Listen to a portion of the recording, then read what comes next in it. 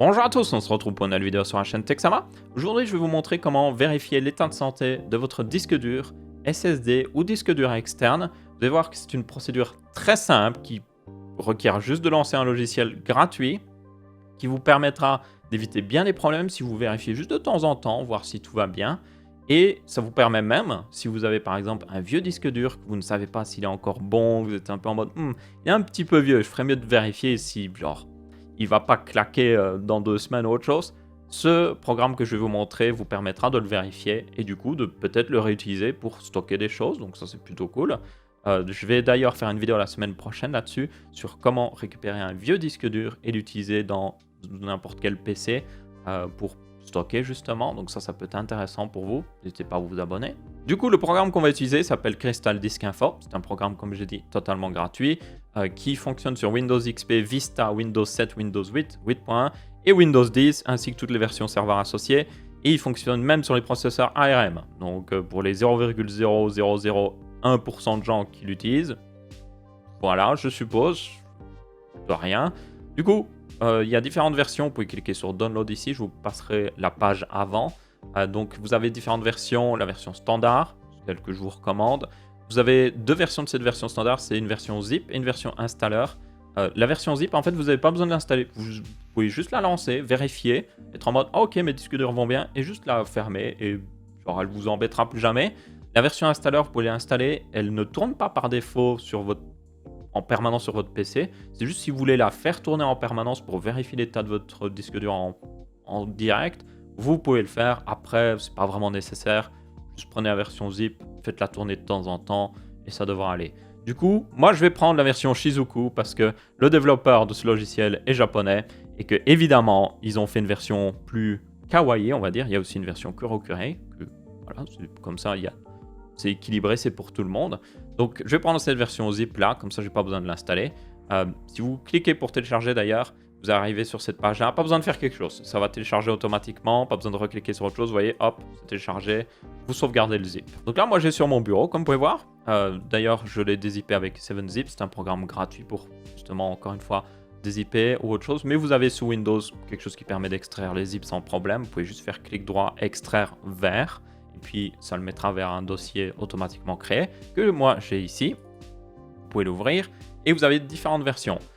Donc la seule qui vous intéresse en fait c'est la Disk Info 64S, c'est la version 64 bits du logiciel.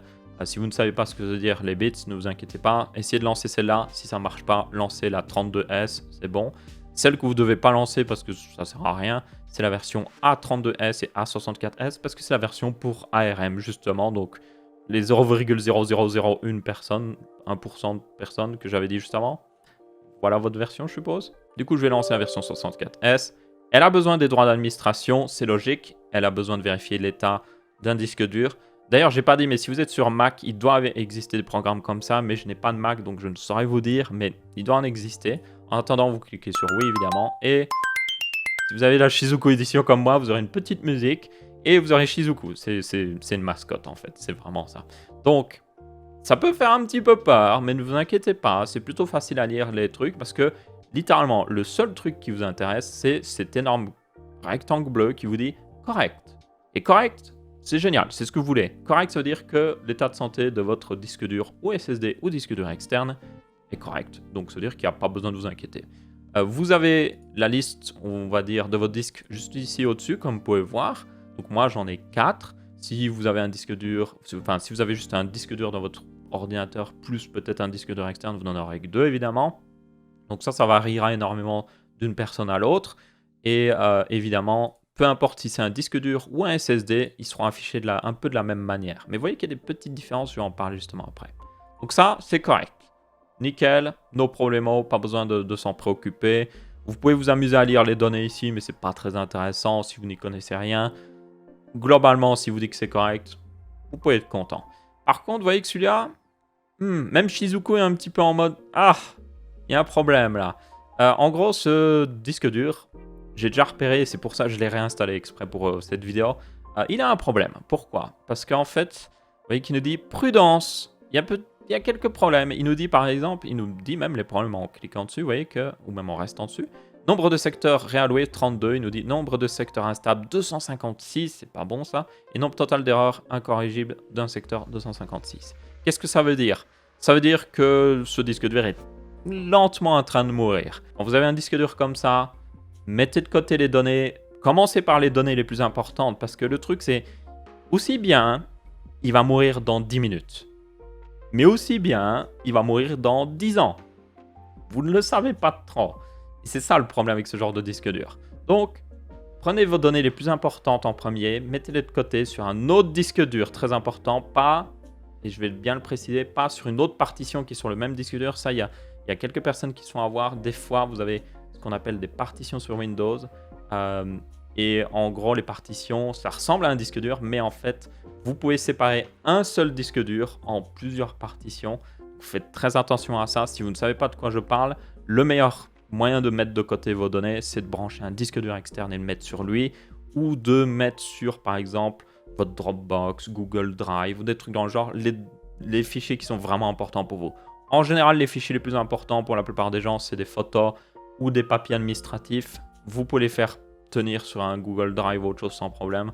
Donc faites-le, parce que ce disque dur va certainement mourir. Et je vous recommande évidemment de le changer si possible. Vous pourriez continuer d'utiliser, hein, par exemple, moi, ce disque dur-là, je pourrais l'utiliser pour peut-être mes téléchargements. C'est pas très important, les téléchargements. Si j'ai un téléchargement important, je le mettrai dans un autre dossier parce que c'est important. Par exemple, j'ai téléchargé un document officiel, je vais le mettre dans un dossier spécial pour ça. Voilà.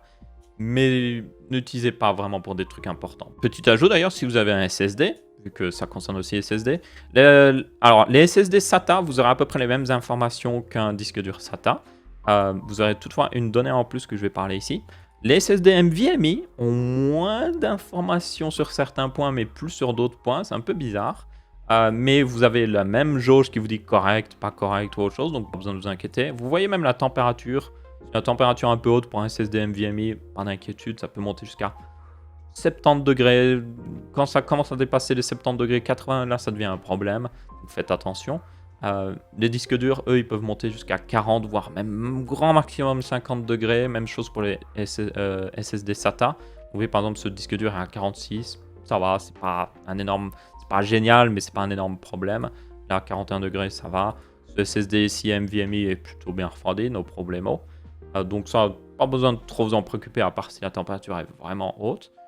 Par contre, si vous avez, du coup, comme j'ai dit, un SSD, le truc qui vous intéresse le plus, c'est ce petit truc ici, c'est le total écriture host. C'est la quantité de données que vous avez écrit sur le disque, tout simplement.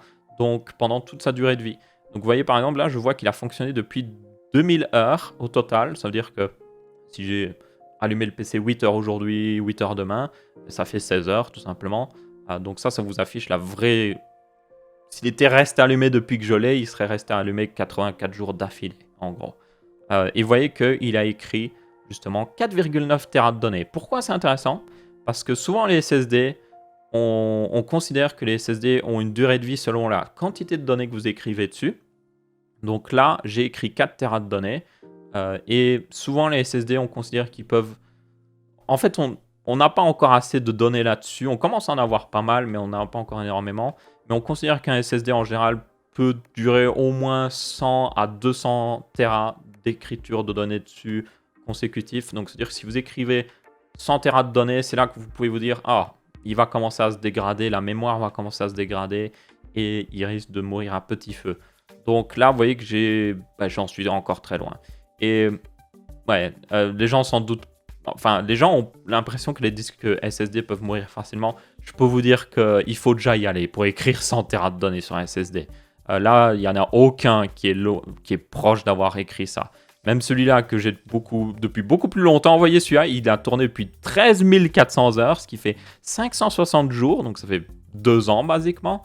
Et il a juste écrit 4 Tera. Donc ouais, pas d'inquiétude là-dessus. Et donc voilà, vous avez vérifié l'état de santé de votre disque dur, ou de votre SSD, ou disque dur externe. Vous pouvez fermer le programme. Et peut-être dans un mois, si vous êtes en mode « je ferais mieux de vérifier quand même », vous pouvez évidemment le relancer et juste refaire la même vérification avec la petite musique et tout. Si vous avez la version installée, vous pouvez la faire tourner en arrière-plan si je me souviens bien pour qu'elle vérifie en permanence. Ça peut être utile, mais vous n'êtes pas obligé vraiment. Juste vérifier une fois de temps en temps, ça fait pas de mal. Et comme ça vous évitera bien des problèmes. Si vous avez utilisé un vieux disque dur que vous avez récupéré sur un ordi, ben, vous pouvez vérifier aussi via ce programme-là, ça marche plutôt bien. Du coup, encore une fois, si cette vidéo vous a été utile, vous pouvez laisser un petit pouce bleu. Si vous n'avez pas trouvé cette vidéo utile, vous pouvez laisser un petit pouce rouge. Si vous avez des sentiments plus complexes ou que vous avez une question, vous pouvez laisser un commentaire. Et n'hésitez pas à vous abonner pour ne pas manquer justement la vidéo, comme j'ai dit, sur le fait de réutiliser un vieux disque dur pour un ordinateur que vous avez fait construire ou autre chose. Sur un site, par exemple, comme LDLC ou Top Achat, ça peut être intéressant. En attendant, merci à tous et on se retrouvera pour une prochaine vidéo. Ciao, ciao!